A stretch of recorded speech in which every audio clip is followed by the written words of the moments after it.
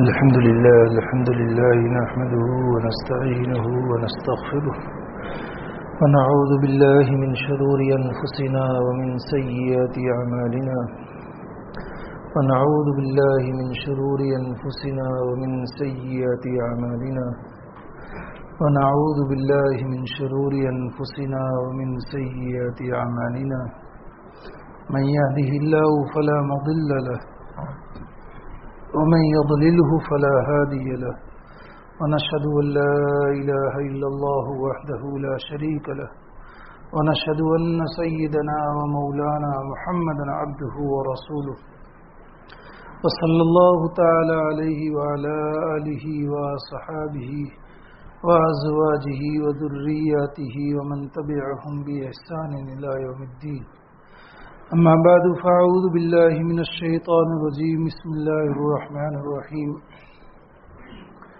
الحمد لله رب العالمين الرحمن الرحيم مالك يوم الدين إياك نعبد وإياك نستعين اهدنا الصراط المستقيم صراط الذين أنعمت عليهم غير المغضوب عليهم ولا الضالين.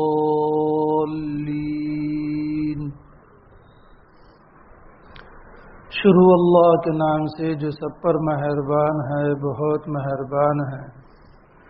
تمام تعریفیں اللہ کی ہیں جو تمام جہانوں کا پروردگار ہے، جو سب پر مہربان بہت مہربان ہے، جو روز جزا کا مالک ہے.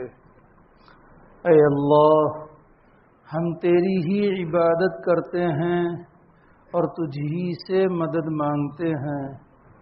ہمیں سیدھے راستے کی ہدایت عطا فرما، ان لوگوں کے راستے کی جن پر تو نے انعام کیا ہے، نہ کہ ان لوگوں کے راستے کی جن پر غضب نازل ہوا ہے، اور نہ ان کے راستے کی جو بھٹکے ہوئے ہیں. گزشتہ مجلس میں آخر میں بات آئی تھی قیامت کے دن کی سختی اور پسینے میں شرابور ہونے کی بنیاد پر کہ 7 قسم کے لوگ عرش کے سائے میں ہوں گے، اور اس دن صرف اور صرف عرش کا ہی سایہ ہوگا، اس کے علاوہ کوئی سایہ نہ ہوگا. اس میں ایک بات آئی تھی ملک عادل، اور اس کے متعلق بات آئی تھی. آگے بڑھتے ہوئے دوسرا وہ خوش قسمت ہے وہ نوجوان جس کی نوجوانی اللہ کی عبادت میں گزرے. شاب نشا فی عبادت اللہ، یہ نوجوان جس سے آج دنیا کا ہر طبقہ اس نوجوان پر محنت کر رہا ہے. حق والے بھی محنت کر رہے ہیں کہ جوان ہمارے ہاتھ لگ جائے، اور جتنی بھی باطل تنظیمیں ہیں، جو باطل گروہ ہیں، وہ سب بھی جوان پر محنت کر رہے ہیں کہ جوان ہمارے ہاتھ لگ جائے تو ہم جوان کے ذریعے سے اپنا مشن، ٹارگیٹ، اپنا مقصد پورا کرے. تو جوان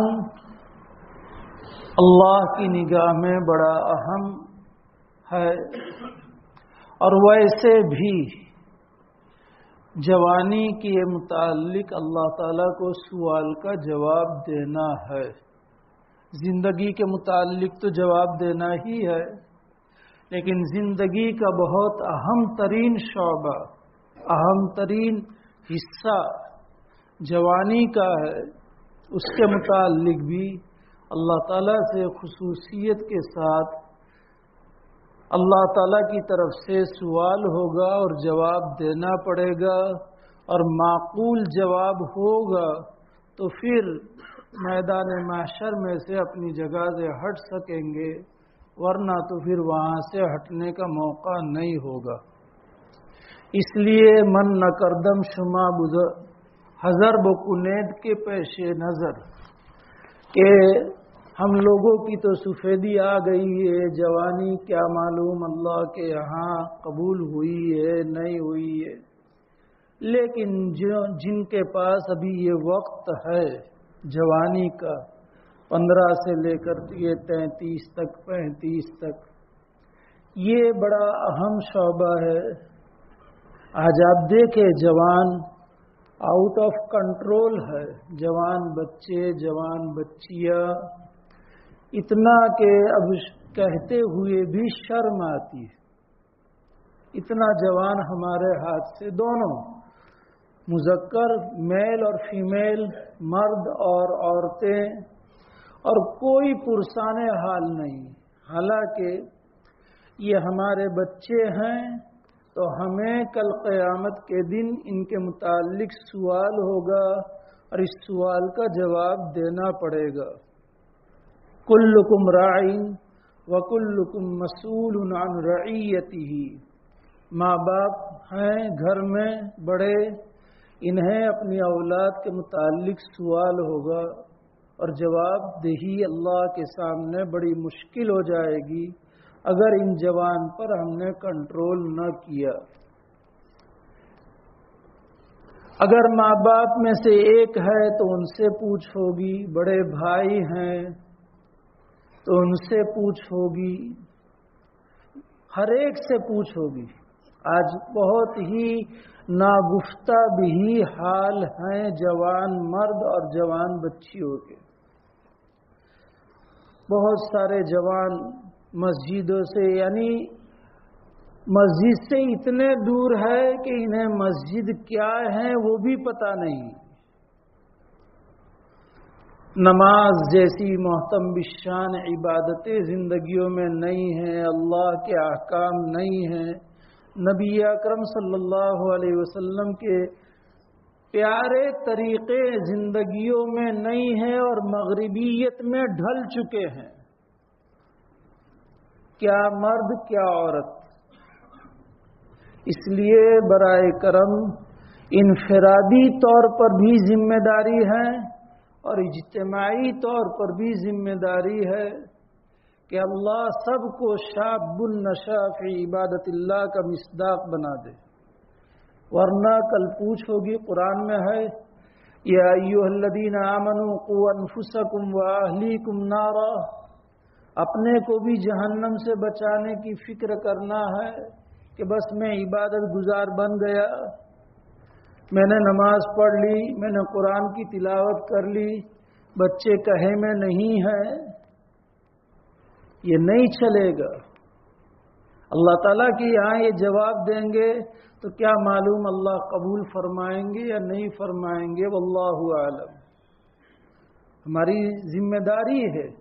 اس آیت کے تحت میں ہمارے حضرت دامت برکاتہم العالیہ سے یہ حدیث بہت سی مرتبہ سنی اور حضرت اس کو بڑے وجد کے ساتھ پڑھتے ہیں۔ اعملوا بطاعت اللہ واتقوا معاصی اللہ وَمُورُوا أَوْلَادَكُمْ بِامْتِثَالِ الْأَوَامِرِ وَاجْتِنَابِ النَّوَاهِي ذَلِكَ لَكُمْ وَلَهُمْ وِقَایَةُ النَّارِ۔ حضرت بار بار پڑھتے اس کو کہ یہ حدیث یا ایھا الذین آمنوا قوا انفسکم واہلیکم نارا کی پوری تفسیر ہے کہ اپنے آپ کو جہنم سے بچانا، زندگیوں میں طاعت ہو، اعملوا بطاعت اللہ واتقوا معاصی اللہ، اللہ کی نافرمانیوں سے اپنے آپ کو بچانا ہے۔ ہم کہتے ہیں کہ یہ کہاں کبیرہ ہے نہ کہاں صغیرہ ہے، یہ کبیرہ اور صغیرہ یہ تو اللہ کے رسول صلی اللہ علیہ وسلم نے ہم پر امتیوں کی کمزوری کو دیکھ کر کے یہ تقسیم فرمائی ہے، ورنہ اللہ کے علو شان کے پیش نظر نہ کوئی صغیرہ ہے نہ کوئی کبیرہ ہے۔ ہمارے حضرت تھانوی علیہ الرحمہ فرماتے ہیں کہ گھر کو جلانے کے لیے ایک تنکا بھی کافی ہے۔ صغیرہ اور کبیرہ کی فکر میں اگر اللہ کی عظمت دلوں میں ہے تو پھر انسان صغیرہ اور کبیرہ کو نہیں دیکھے گا کہ بس مجھ سے میرے مولا کی ناراضگی نہ ہو، وہ ناراض نہ ہونا چاہیے۔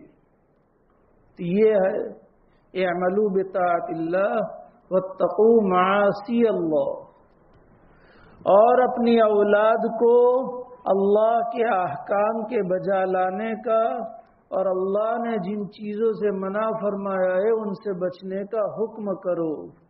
موروا اولادکم بامتثال الاوامر واجتناب النواہی ذالک لکم ولہم وقایۃ النار، یہ تمہارے لیے اور ان کے لیے جہنم سے بچاؤ کا ذریعہ ہے۔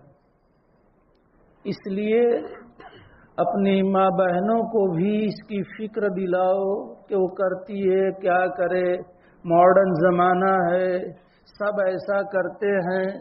ارے سب تو کنویں میں گرے، سب کنویں میں گریں گے تو ہم کنویں میں گریں گے؟ یہ تو کنویں سے بھی زیادہ خطرناک چیز ہے، جہنم میں لے جانے والی چیز ہے۔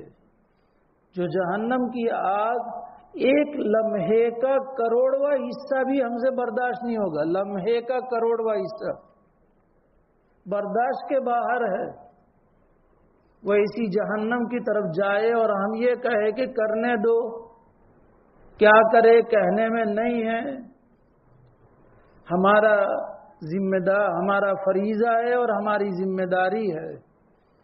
تو خیر مجھے زیادہ عرض نہیں کرنا، عقل مندوں کے لیے اشارہ کافی ہے کہ یہ نوجوان اپنی خواہشات کو چھوڑ کر کے جوانی کے اور خواہشات جائز طریقے پر پورا کرنے کا اللہ نے ذریعہ دیا ہے، اللہ نے منع بھی نہیں فرمایا۔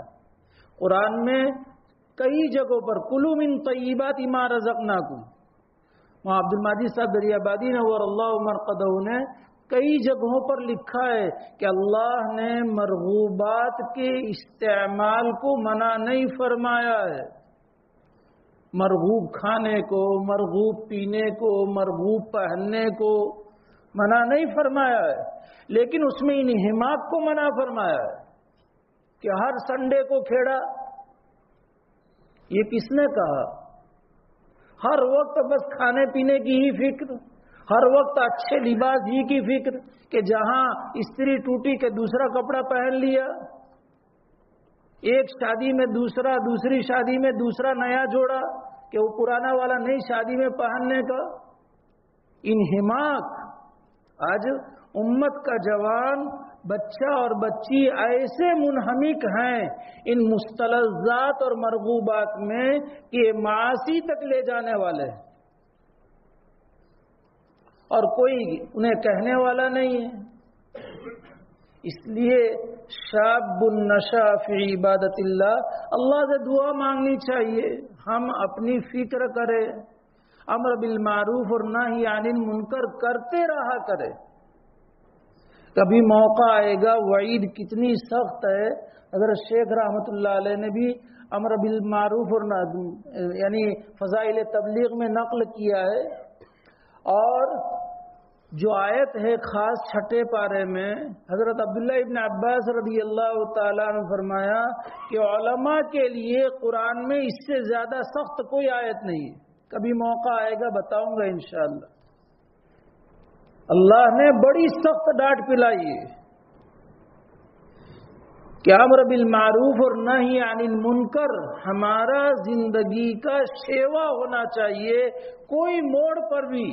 ہاں اس کے مراتب ہیں، اس کے درجات ہیں کہ فرض کو کس طریقے سے امر بالمعروف کرنا ہے، حرام میں کس طرح نہی عن المنکر کرنا ہے، خلاف اولا کرے تو کس طرح نہی عن المنکر کرنا ہے، اگر وہ سنت کو چھوڑ رہا ہے تو کس طرح، اس کے درجات ہیں، لیکن کرنا ہے ہمیں اس کو جان کر کے۔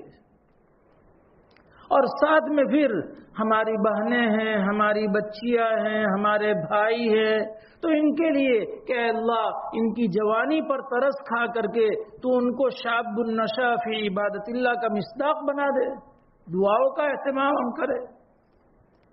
تو یہ ہے شاب النشا فی عبادت اللہ۔ دوسرا ہے وہ بھی اللہ کے عرش میں، میں عامتاً کہتا ہوں کہ مدرسے میں جو زندگی گزارتے ہیں انہیں شاب النشا فی عبادت اللہ کا مصداق بننے کا موقع ہے۔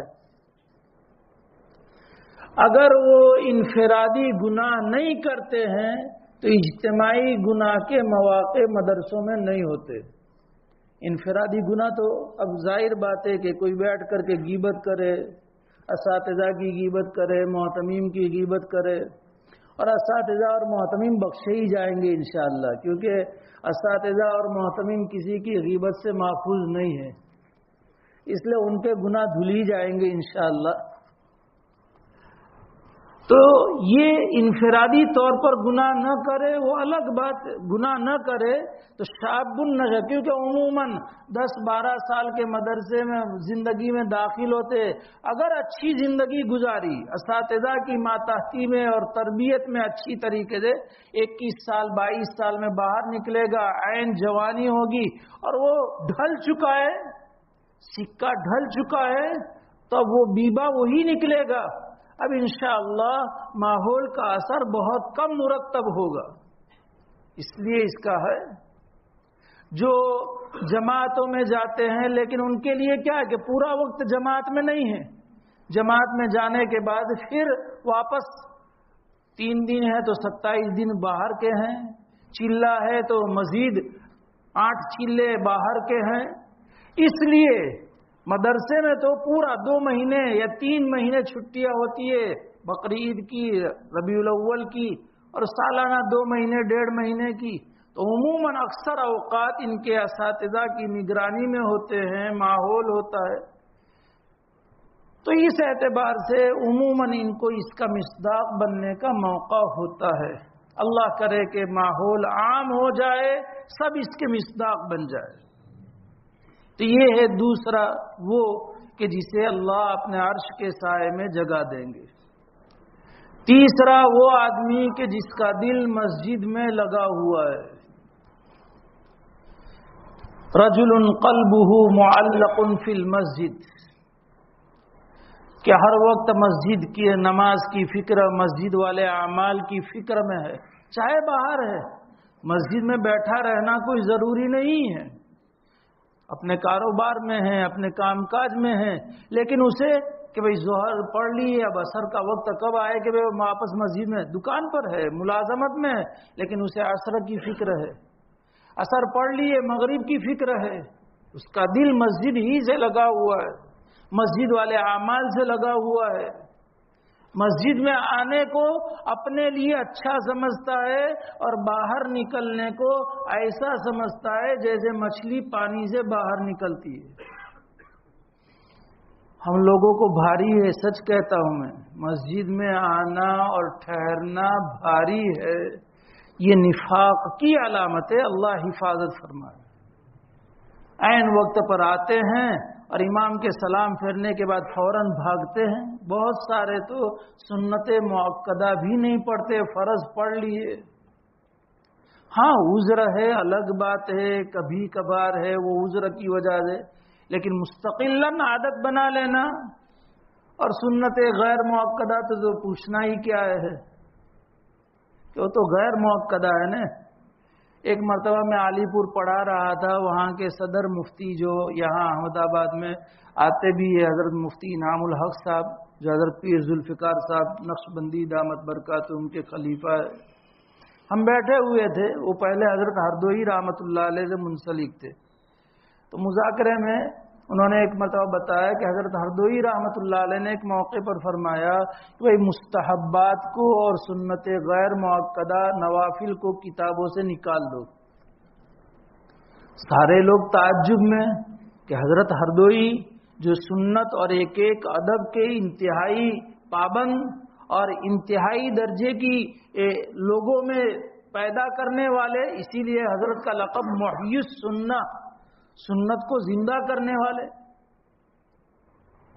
پھر حضرت نے تھوڑی دیر کے بعد فرمایا کہ علماء یہ کہتے ہیں کہ ہم اس سے اہم مشغلے میں مشغول ہیں دینی تعلیم میں، اس لیے ہم سنت غیر مؤکدہ اور مستحبات اور نوافل ہم سے ادا نہیں ہو سکتے ہیں، اور عوام یہ کہیں کہ یہ علماء کا کام ہے، ہم خالی فرض ہی پڑھ لے تو بھی غنیمت ہے، تو پھر جب عوام بھی نہ پڑھے اور علماء بھی نہ پڑھے تو اس صورت میں پھر کتابوں سے نکال دینا چاہیے۔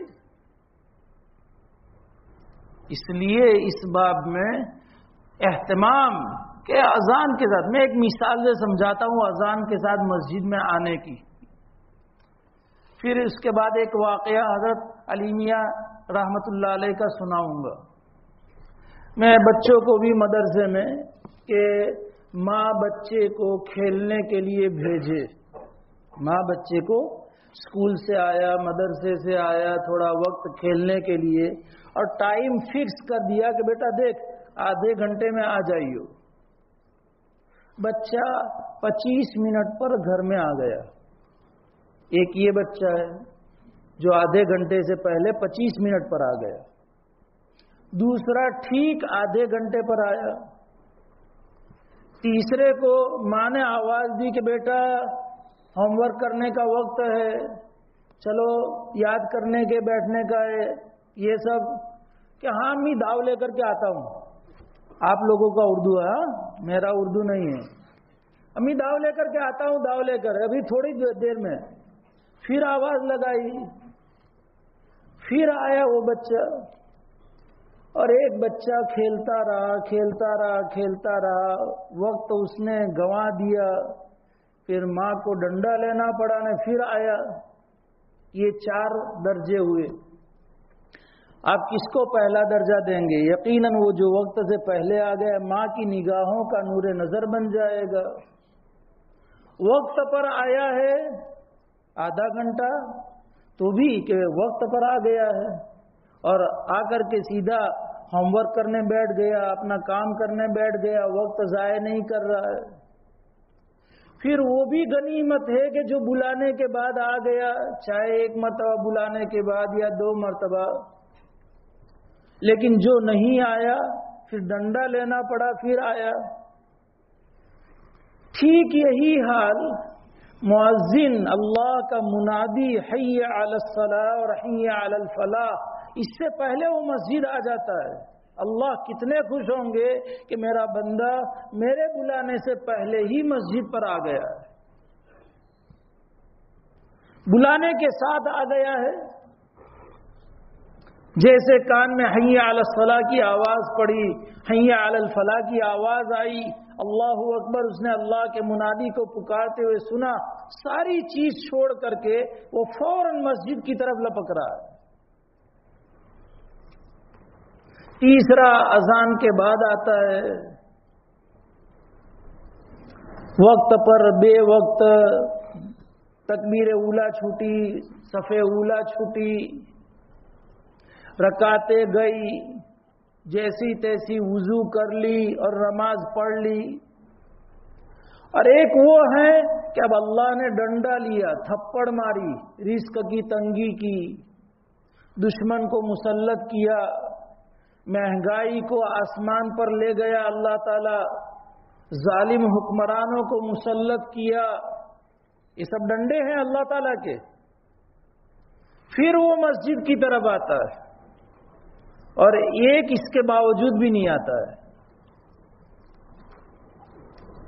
یہ اور سنو ایک بات مسئلے کے اعتبار سے، اذان کا جواب جو ہم دینے کا کچھ نہ کچھ اہتمام کرتے ہیں، عورتوں میں الحمدللہ زیادہ اہتمام ہے، اور جہاں دینداری نہیں ہے وہاں بھی اذان کا اہتمام ہے، گھروں میں ہوگی، سر کھلا ہوا ہوگا، اور جہاں اذان کی آواز کان میں آئے گی فوراً دوپٹہ سر پر۔ عورتوں میں ہے دینداری نہیں ہے، لیکن اذان کی آواز سنے گی فوراً دوپٹہ سر پر ڈھانک لے گی، کام کاج چھوڑ دے گی۔ اور اس کی فضیلت بھی ہے، اذان کا جواب دینا، اور جواب دینے کے بعد درود شریف پڑھ کر کے اس کی جو دعا ہے پڑھنا اذان کے بعد کی، اللہم رب هذه الدعوة التامة والصلاة القائمة آت محمدا الوسیلة والفضیلة وابعثه مقاما محمودا الذي وعدته انك لا تخلف الميعاد، جو یہ پڑھے گا اہتمام سے جواب دے. کبھی کبھار کیا ٹھیک ہے اللہ کے مشیت کے اوپر، لیکن حدیث میں جو ہے جو اہتمام سے اس کو کہ اذان کا جواب دے، پھر درود شریف پڑھ کر نبی اکرم صلی اللہ علیہ وسلم کی سفارش، ابھی سفارش کا بیان آ رہا ہے آگے، اس کے لیے ثابت ہو جائے گی. گویا کہ اس کا بیڑا پار. یہ تو قولی یعنی زبان سے جواب دینا فقہائے کرام نے لکھا ہے کہ مستحب ہے، مسنون ہے. لیکن اذان کا فعلی جواب دینا واجب ہے. یعنی اذان سن کر کے اب اذان کے سننے کے بعد نماز کی تیاری میں لگ جانا یہ واجب ہے. اس میں ہمارے یہاں کتنی ہی کوتاہیاں ہے، اللہ معاف فرمائے. حضرت علی میاں صاحب رحمۃ اللہ علیہ ہم جانتے ہیں کہ عالم اسلام میں بڑی قدر کی نگاہ تھی، اور ہم نے تو قدر نہیں کی، عرب علماء عرب نے اور عرب حضرات نے مصر میں، مکہ معظمہ، مدینہ منورہ کی یونیورسٹیوں میں ان کی جو قدر ہوئی ہے وہ بیان سے باہر ہے. وہ خود اپنی سوانے میں لکھتے ہیں کہ 40 سال سے مسلسل سفر اور حضر میں کبھی ایسا نہیں ہوا کہ اذان سے پہلے میں مسجد میں نہ ہوں. ہم لوگ کہتے وقت نہیں ہے. اتنا مشغول آدمی، اتنا بڑا آدمی، سفر میں بھی کیا ہے، سفر اور حضر، اور 40 سال 40 دن نہیں، 40 سال سے مسلسل کبھی ایسا نہیں ہوا کہ میں اذان سے پہلے مسجد میں نہ ہوں. تو پھر اللہ کو پیار نہیں آئے گا کہ میرا بندہ میرے بلانے سے پہلے ہی میرے گھر آ جاتا ہے. اور اللہ میزبان ہے، اللہ کے گھر آنے والا مہمان ہے. اللہ قدر نصیب فرمائے. تو رجل قلبہ معلق فی المساجد، وہ آدمی کہ جس کا دل مسجد میں لگا ہوا ہے، ہمیشہ مسجد کی فکر ہے کہ کب میں نماز پڑھنے جاؤں، کب مسجد والے اعمال میں جڑوں. یہ تیسرا ہے.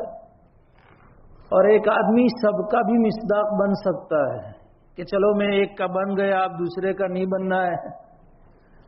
ہاں، دنیا میں تو ہم ایسا نہیں کرتے کہ 1 روپیہ مل گیا، یہاں سے مل گیا، اب وہاں نہیں جانا ہے.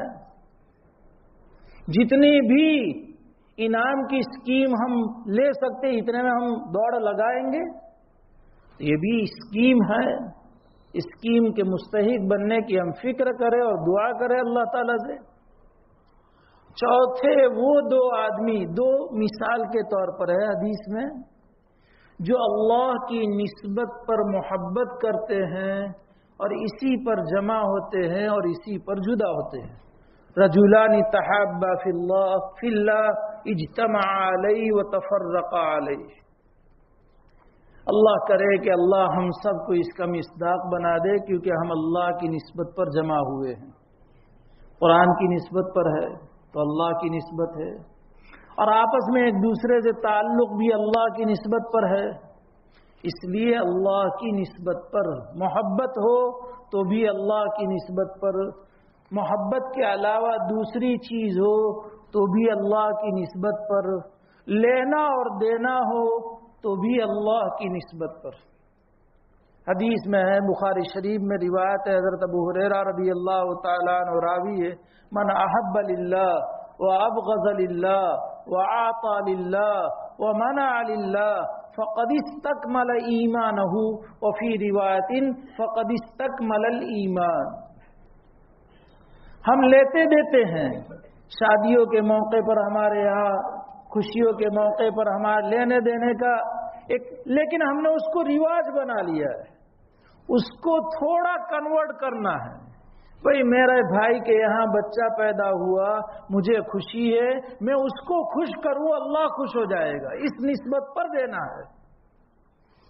ہم نہیں دیں گے تو برا لگے گا، نہیں دیں گے تو لڑکی کو پوری زندگی سننا پڑے گا، نہیں کریں گے تو یوں ہوگا نہیں یوں ہوگا نہیں یوں ہوگا نہیں پاپڑ ہوں گے نہ جلیبی ہوگی. یہ سب کو ختم کر دینا ہے صرف اور صرف اللہ کی نسبت پر.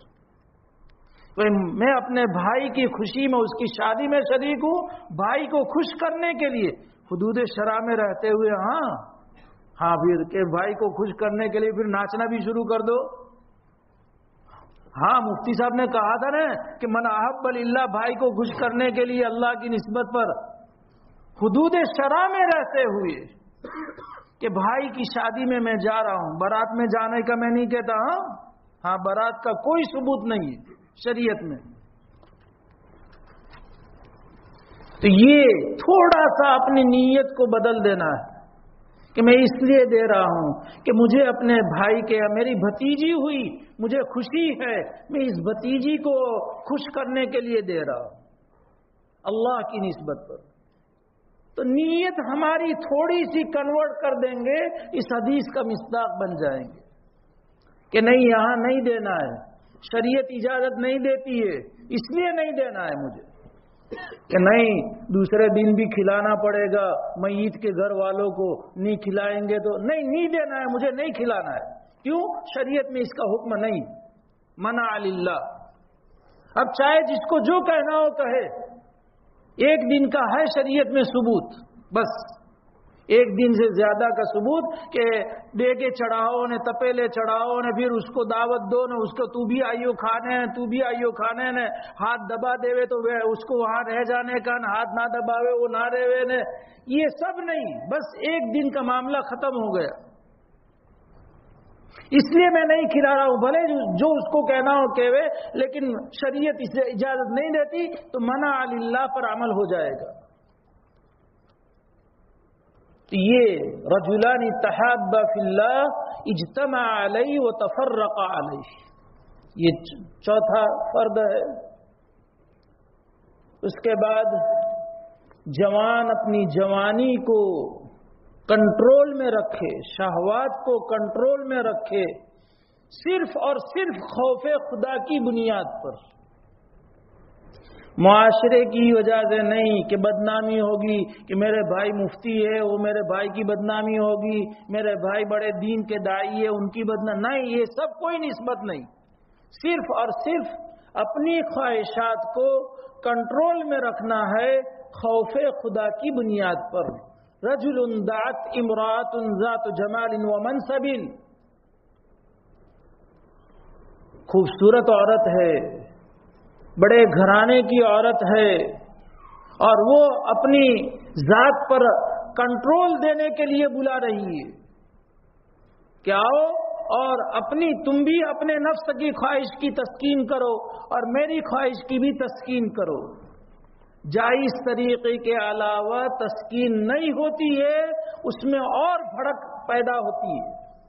یہ سن لو جتنے بھی لوگ ناجائز طریقے سے اپنی شہوت کو پورا کرتے ہیں اس میں کبھی بھی نفسانی خواہشات دبے گی نہیں ابھرے گی اور جوش مارے گی اور پھر وہ کبھی بھی نہیں بجھے گی اگر لت پڑ گئی تو. اللہ ہم سب کی پوری امت کی اور نسلوں کی حفاظت فرمائے. اللہ حفاظت فرمائے. ورنہ آج عورت سے اپنی خواہش پوری کر رہی ہے مرد سے اپنی خواہش پوری کر رہا ہے. آج یہ ماحول ہے. اللہ معاف فرمائے.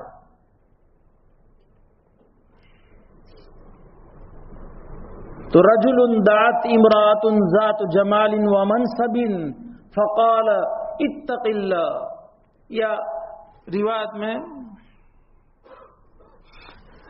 کہ میں اللہ سے ڈرتا ہوں اللہ سے ڈرنے کی بنیاد پر تیرے بلاوے پر میں نہیں آؤں گا اور میں تیری خواہش کو پورا نہیں کروں گا.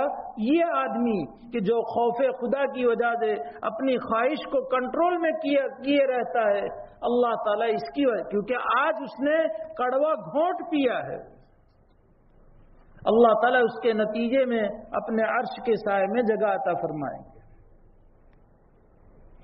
یہ پانچواں آدمی ہے.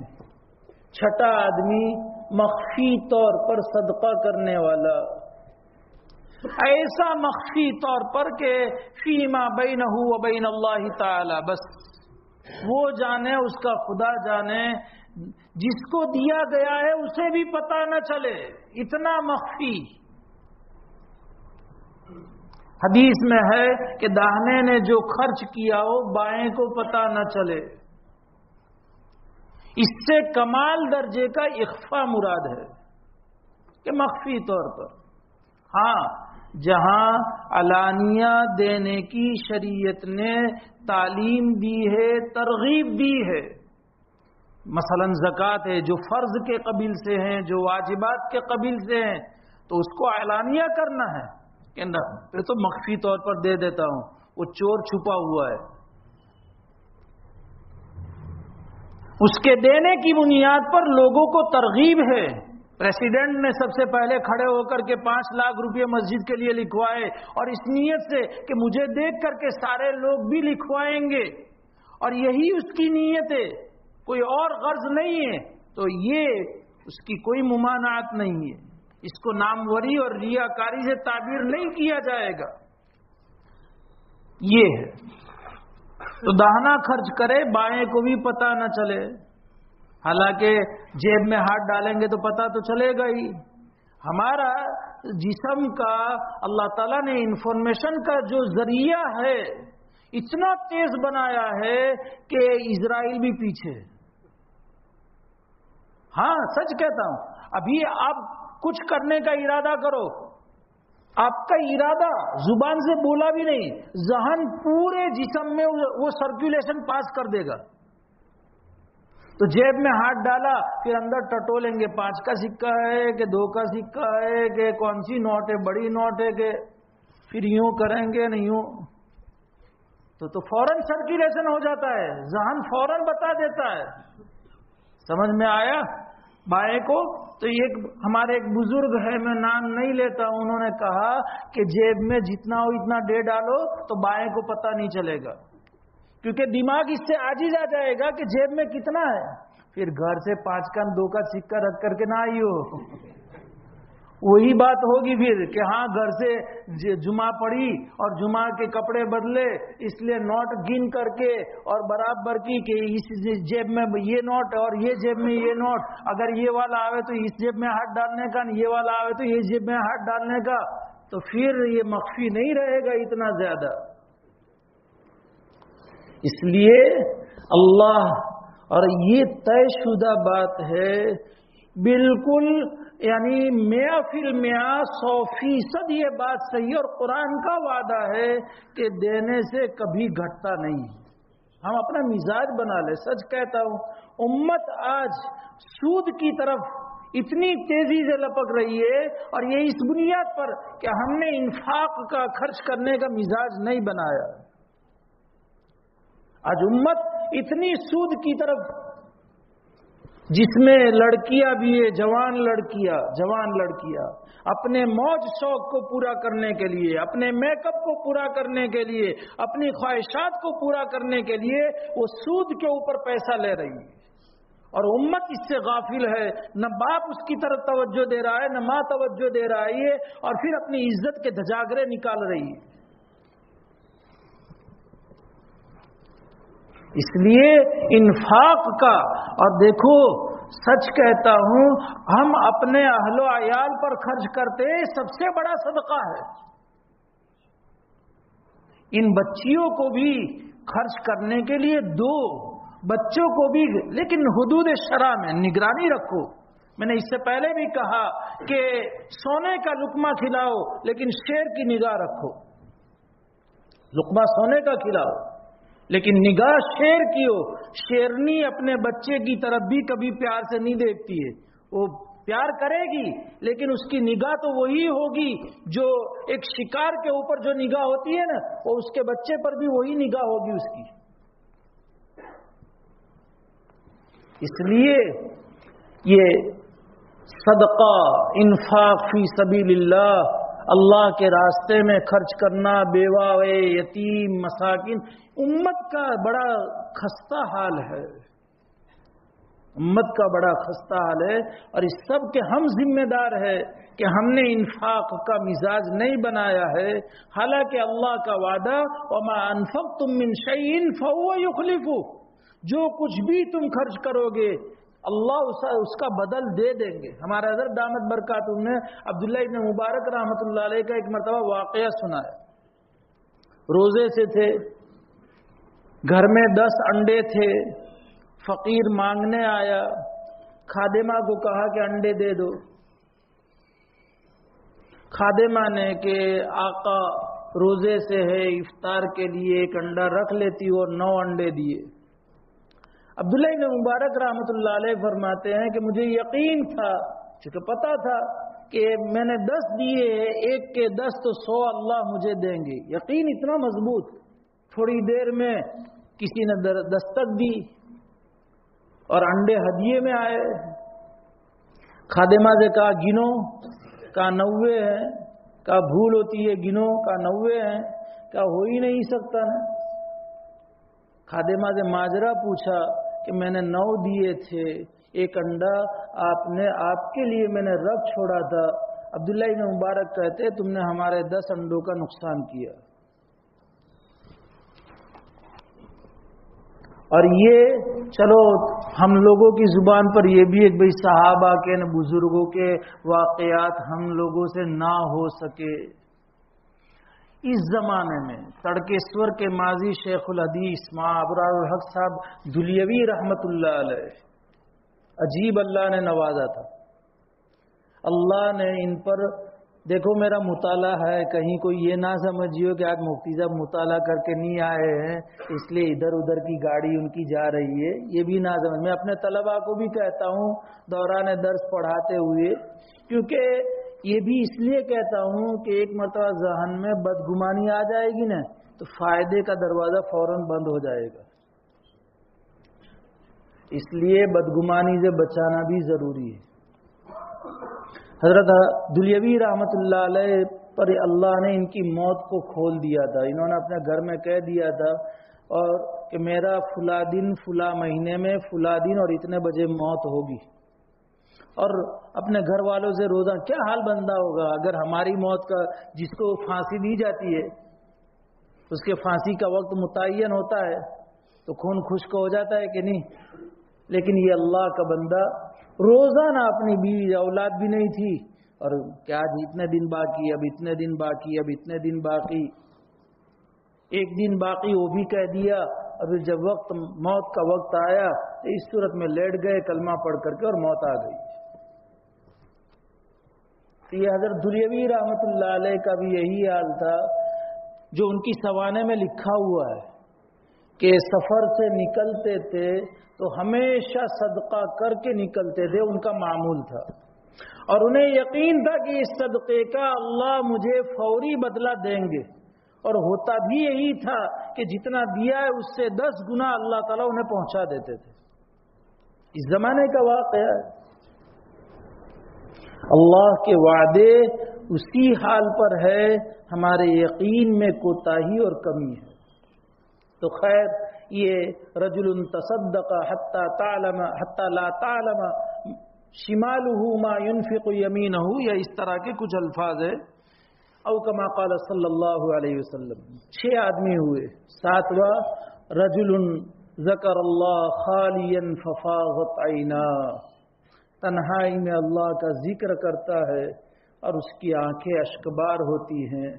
اللہ کی عظمت کی بنیاد پر، اللہ کی کبریائی کی بنیاد پر، اللہ کی محبت کی بنیاد پر. اس لیے کہ عاشق و معشوق کا تعلق ہوتا ہے، محب اور محبوب کا تعلق ہوتا ہے، تعظیم کا تعلق ہوتا ہے. تعظیم کی بنیاد پر رونا آتا ہے، کبریائی کی بنیاد پر رونا آتا ہے، اور محبت اور عشق کے تعلق کی بنیاد پر بھی رونا آتا ہے. رجل ذکر اللہ خالیا ففاضت عینا. اللہ تعالی ہم سب کو اور ہماری نسلوں کو ان سب کا مصداق بنا دے. کوئی مشکل نہیں ہے. اللہ سے مانگے تو اس صورت میں پورا کے پورا کیوں نہ مانگے. تو یہ تو اس مناسبت سے کہ بڑی سخت حالت ہوگی، سورج قریب ہوگا، پسینے سے لوگ شرابور ہوں گے. اس وقت کچھ خوش قسمت لوگ وہ ہوں گے کہ جنہیں اللہ تبارک تعالیٰ اپنے عرش کے سائے میں جگہ دیں گے. آگے بڑھتے ہیں. حضرت ابو سعید خدری رضی اللہ تعالیٰ عنہ کی روایت ہے، کہتے ہیں نبی اکرم صلی اللہ علیہ وسلم نے ارشاد فرمایا، یقول اللہ تعالی یا آدم، اللہ تعالیٰ کل قیامت کے دن یہی بدلے کے دن فرمائیں گے، اے آدم اخرج بعث النار، چونکہ سارے لوگ حضرت آدم علیہ السلام کی اولاد ہیں اور چونکہ میدان میں سارے لوگ جمع ہوں گے، حضرت آدم کو اللہ تعالیٰ فرمائیں گے کہ اپنی ان اولاد میں سے جو جہنم میں جانے والے ہیں ان کو الگ کرو۔ تو حضرت آدم علیہ السلام پوچھیں گے کتنے؟ تو اللہ تعالیٰ نے فرمایا 1000 میں سے 999 جہنمی۔ یہ ایسا بھیانک اللہ کی طرف سے جملہ ہوگا، اللہ کا ارشاد ہوگا۔ نبی اکرم صلی اللہ علیہ وسلم نے فرمایا کہ یشیب الصغیر، بچہ بوڑھا ہو جائے گا، وَتَضَعُ كُلُّ ذَاتِ حَمْلٍ حَمْلَهَا، یعنی اس کی شدت کو بیان کر رہے ہیں کہ اور شدت کی وجہ سے انسان کے اوپر تبدیلی احوال، ایک آدمی بہت ٹینشن میں ہوتا ہے، بھئی اتنے جلدی آپ کے بال سفید ہو گئے، کہ ٹینشن کی وجہ سے، سختیوں کی بنیاد پر، حالات کی بنیاد پر۔ تو حالات کی بنیاد پر آدمی کے اندر تغیرات جلدی آ جاتے ہیں۔ تو اگر کوئی حمل والی عورت ہو تو اس کا حمل بھی اس کو سن کر کے ساقط ہو جائے، گر جائے،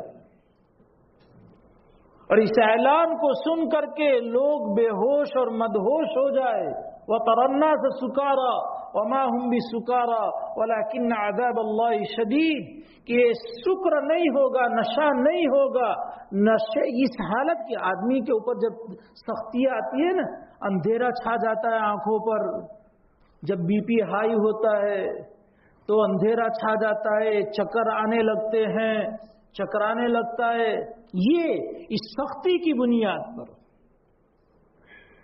صحابہ کرام رضی اللہ عنہم کو جب آپ صلی اللہ علیہ وسلم نے یہ روایت سنائی، صحابہ بھی مارے حیرت کے مبہوت ہو کر کے پوچھ رہے ہیں، اے اللہ کے رسول، وہ ایک خوش قسمت کون ہوگا ہم میں سے کہ 1000 میں سے 999 جہنمی، تو ایک خوش قسمت جو بچا ہوا ہوگا جنت میں جائے گا، وہ کون ہوگا؟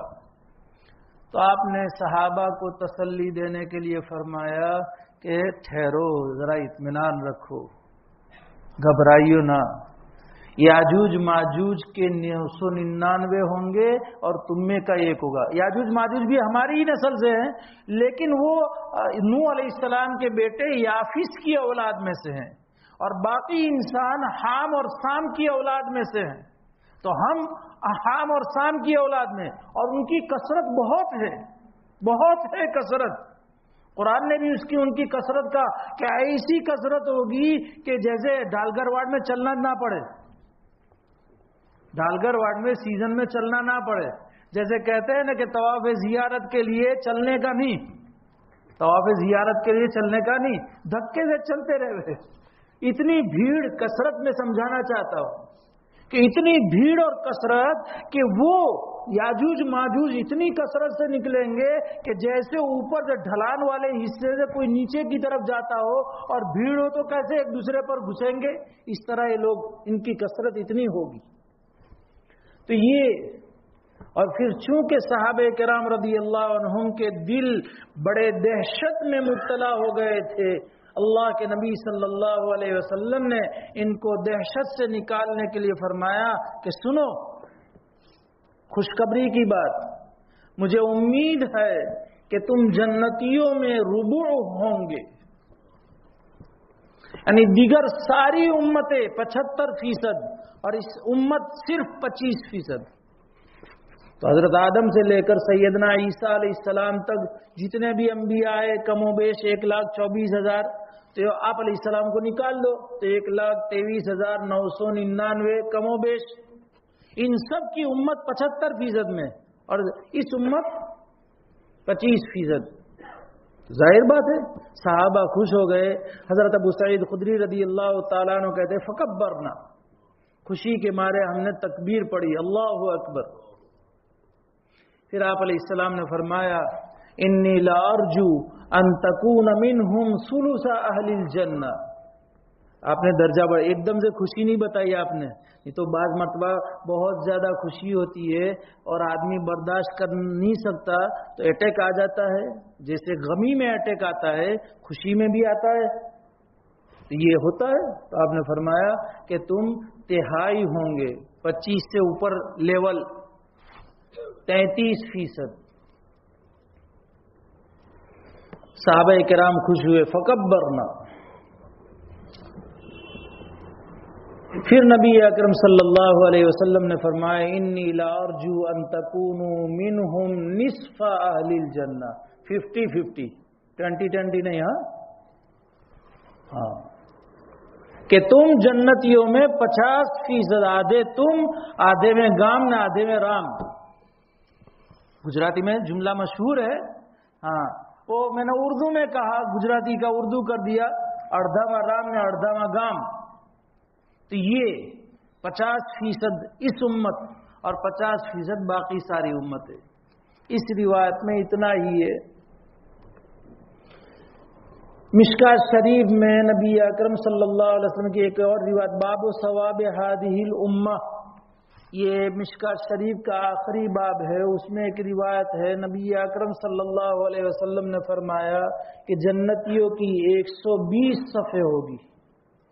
اب یہاں مسجد کی 120 صفیں وہ میں نہیں کہہ سکتا، ہاں، کتنی بڑی صف ہوگی وہ اللہ ہی بہتر جانتے ہیں، لیکن جنت میں جانے والے کی 120 صفیں ہوگی، 80 اس امت کی ہوگی اور 40 دیگر امتیوں کی، یعنی 2/3 66% اس امت کے جنت میں جانے والے ہوں گے اور بقیہ 33% دوسری امت کے جانے والے ہوں گے۔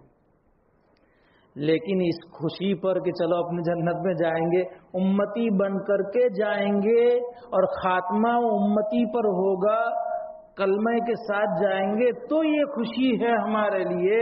تو اس کلمے والی موت کے لیے پوری زندگی محنت کرنی پڑے گی۔ قاری طیب صاحب رحمۃ اللہ علیہ نے اپنے ایک بیان میں یہ حدیث نقل کی ہے، تموتون کما تحیون، جیسی زندگی ویسی موت، وتحشرون کما تموتون، اور جیسی موت ویسا حشر۔ تو پوری زندگی اعمال والی ہوگی تو موت اچھی ہوگی، پھر اللہ کی مشیت اور بات ہے، اللہ کے یہاں تو بہانہ می جوید بہانمی جوید، وہ تو کسی عمل پر خوش ہو کر کے کسی بڑے سے بڑے کو، جیسے رحمت کے باب میں آیا تھا نا الرحمن الرحیم میں، کہ 100 کے قاتل کو بھی صرف توبہ کے ارادے سے، پکے ارادے سے گھر سے نکلا تو بھی اللہ نے بخش دیا۔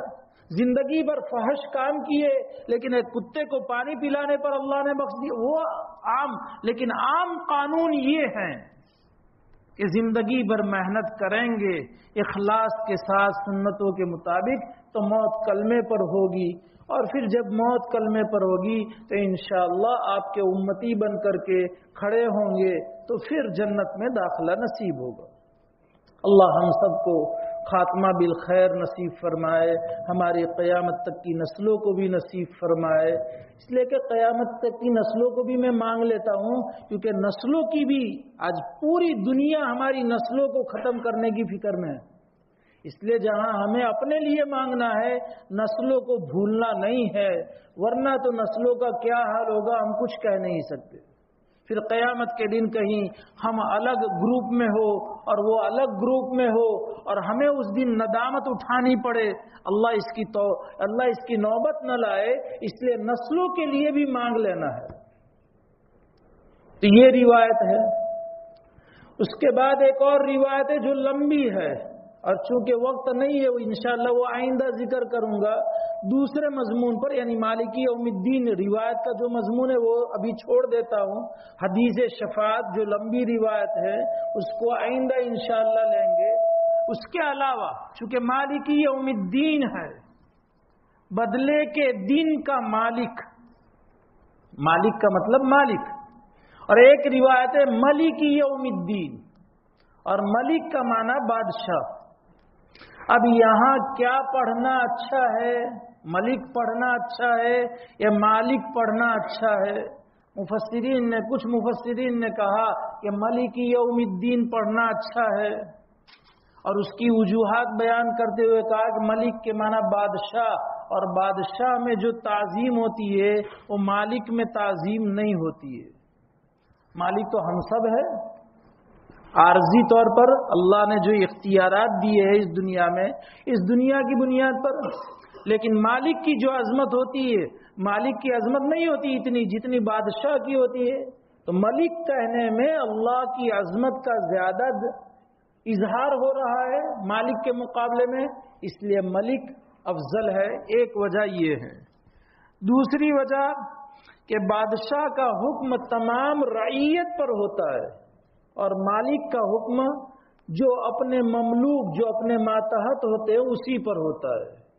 تو ظاہر بات ہے کہ اللہ مالک بادشاہ ہے، اللہ کا حکم سب پر چلتا ہے، اس لیے ملک پڑھنا اچھا ہے مالکی کے مقابلے میں۔ تیسری وجہ انہوں نے یہ بیان کی کہ بادشاہ کی اطاعت سب پر واجب ہے۔ ایک حکم نافذ کیا تو سب کو فالو کرنا ہے، سب کو زندگی میں لانا ہے، جبکہ مالک کی اطاعت صرف مملوک پر ہے، سب پر نہیں ہے۔ جو مملوک ہوں گے وہ مانیں گے، جو مملوک نہیں ہے وہ نہیں مانیں گے، اس لیے ملک یوم الدین پڑھنا اچھا ہے۔ بعض حضرات نے یہ کہا، یعنی ملک پڑھنے میں، کہ اگر مالک پڑھتے ہیں تو رب العالمین جو اوپر آیا الحمدللہ رب العالمین، کہ وہ پروردگار ہے تمام جہانوں کا اور پرورش کرتا ہے، اس لیے وہ مالک بھی ہوا۔ تو گویا کہ مالک یوم الدین پڑھنے میں ایک ہی چیز دو مرتبہ آئے گی، اور ملک پڑھنے میں مالک کا مفہوم آ چکا ہے، ملک پڑھنے میں نیا مفہوم ہے اور نئی بات اچھی لگتی ہے، اس لیے ملک پڑھنا اچھا ہے، یہ کہا۔ اور آخری وجہ کہ اگر یہاں ملک پڑھتے ہیں تو قرآن کا جہاں آخری حصہ ہے سورہ الناس، اس میں بھی ملک الناس ہے، تو وہاں ملک الناس ہے، یہاں ملک یوم الدین پڑھ لے تو وہاں سارے لوگوں کا وہ بادشاہ ہے دنیا میں، اور یہاں ملک یوم الدین آخرت کے دن کا بھی بادشاہ ہے، تو اس کی بادشاہت دنیا اور آخرت دونوں میں اور ابتدا اور انتہا دونوں میں یکساں ہو جائے گا، اس لیے ملک پڑھنا اچھا ہے۔ یہ ملک پڑھنے والوں نے، لیکن نماز میں ملک شروع نہ کر دئیو، ابھی مالک آتا ہے اس کو سن لو پہلے، پھر ہاں کہ بھئی ملک پڑھنا اچھا ہے، اس لیے اب چلو اپنے بھی ملک شروع، وہ بھی صحیح ہے، نماز فاسد نہیں ہوگی۔ قرات سبع متواترہ میں یہ ہے ملک پڑھے گا تو بھی بلا اختلاف نماز ہو جائے گی، لیکن مالک پڑھنا اس کی وجوہات، بادشاہت، ملک پڑھے تو بادشاہت صرف انسان کے ساتھ خاص ہے، اور مالکیت سب پر، انسان، جنات، چرین پرین، فرشتے اور جو بے جان چیزیں ہیں اس کا بھی ایک مالک ہے۔ لہذا اس بنیاد پر مالکی یوم الدین میں مالک پڑھنا اچھا ہے، ایک وجہ۔